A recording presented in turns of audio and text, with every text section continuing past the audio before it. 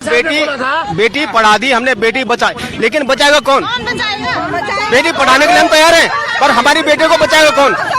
यही है वही बेटियां, ये हमारी बेटियां, यही हमारे विरोध कर रही है। अभिनव कुमार जी ने बोला था महिलाओं में कितना अत्याचार हो रहा है, पुलिस प्रशासन जो दामी सरकार से इतना डर रही है। हम बिल्कुल नहीं जाएंगे। आशुतोष नेगी को रिहा करो, रिहा करो, रिहा करो। अंकिता के दोषियों को सजा दो, फांसी दो, फांसी दो। आज साफ सुथरी बात है कि एक झूठा मुकदमा है।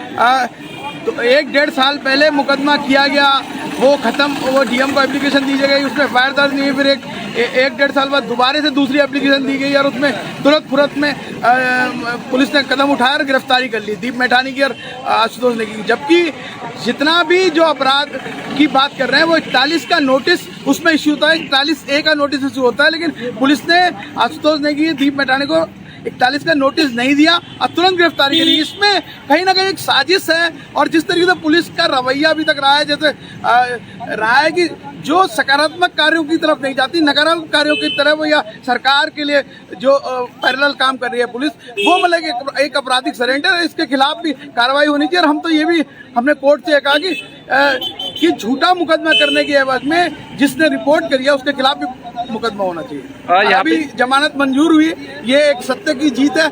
और आशुतोष नेगी जिस तरह से संघर्षरत हैं, अंकिता भंडारी मुकदमे में, अन्य मुकदमे में आशुतोष नेगी पत्रकार होने के नाते एक आईने के रूप में काम कर रहे हैं, उत्तराखंड के सच्चे सपूत के रूप में काम कर रहे हैं। आज उनकी जीत समझिए।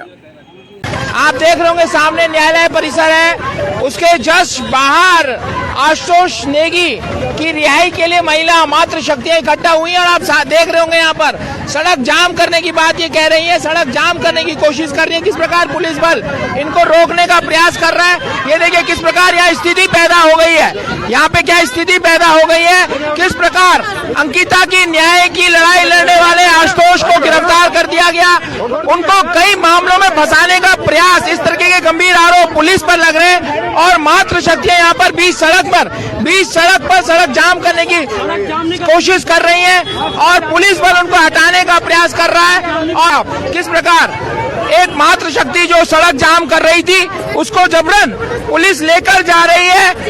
एक पत्रकार को गिरफ्तार के खिलाफ एक मात्र शक्ति का आंदोलन है और इस आंदोलन में वो किस प्रकार कुचला जा रहा है। सरकार किस प्रकार तानाशाह होने का प्रयास कर रही है, पत्रकार को झूठे आरोपों में फंसाने की कहीं न कहीं गंभीर आरोप पुलिस पर लग रहे हैं। ये यहाँ पर स्थिति उत्तराखंड की जनता को ये आह्वान कराना चाहती हूँ कि आप लोग अपनी अंकिता भंडारी के लिए फांसी की जो सजा मुकर्रर कराई जाए। मैं यही बार बार पूरी उत्तराखंड की जनता को ये कह रही हूँ। बीजेपी की सरकार तानाशाही सरकार है। और जैसे आशुतोष भाई को यहाँ गिरफ्तार किया गया और आज उनकी यहाँ पेशी थी और कहीं ना कहीं उनको पता चला कि हम लोग यहाँ आए हैं, उनको वहीं वापस कर दिया गया। वहाँ से जो पुलिस प्रशासन को काम करना चाहिए वो अपने काम कर नहीं रहे, वो नाकामयाब हुए हैं क्योंकि ये बीजेपी सरकार के गुलाम बने हुए हैं। चाहे पत्रकार से लेकर हो, चाहे यहाँ पे पुलिस प्रशासन हो, सब बीजेपी सरकार के गुलाम है। जागो उत्तराखंड, जागो भारत, जागो।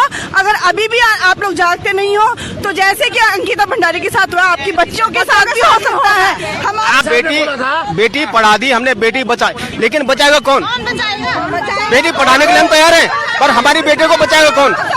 यही है वही बेटियां, ये हमारी बेटियां, यही हमारे विरोध कर रही है। अभिनव कुमार जी ने बोला था कि पुलिस शिकारी कुत्ता होती है। ये आमिर खान के प्रोग्राम में तो ये सरकारी कुत्ते को खुद बना रही है और दौड़ा रहा है धामी। तो अभी अभिनव कुमार खुद सरकारी कुत्ता बन चुके हैं। तो खुद कह रहे थे, एक IPS ऑफिसर इस तरह का बयान कर रहा है, कोई एजेंडा लग रहा है क्या औरतों का? आज एक बच्ची के न्याय के लिए हम यहाँ खड़े हैं तो ये लोग हमें यहाँ पे धक्का मारकर हमें हटा रहे हैं, जैसे कि हम किसी आने वाले घर के यहाँ पे महिलाएं खड़ी होंगी। सब सम्राटगंज की महिलाएं और उनके साथ बदतमीजियां की जा रही है यहाँ पे 5 घंटे में। इसका परिणाम लोकसभा में देखने को मिलेगा भाजपा में।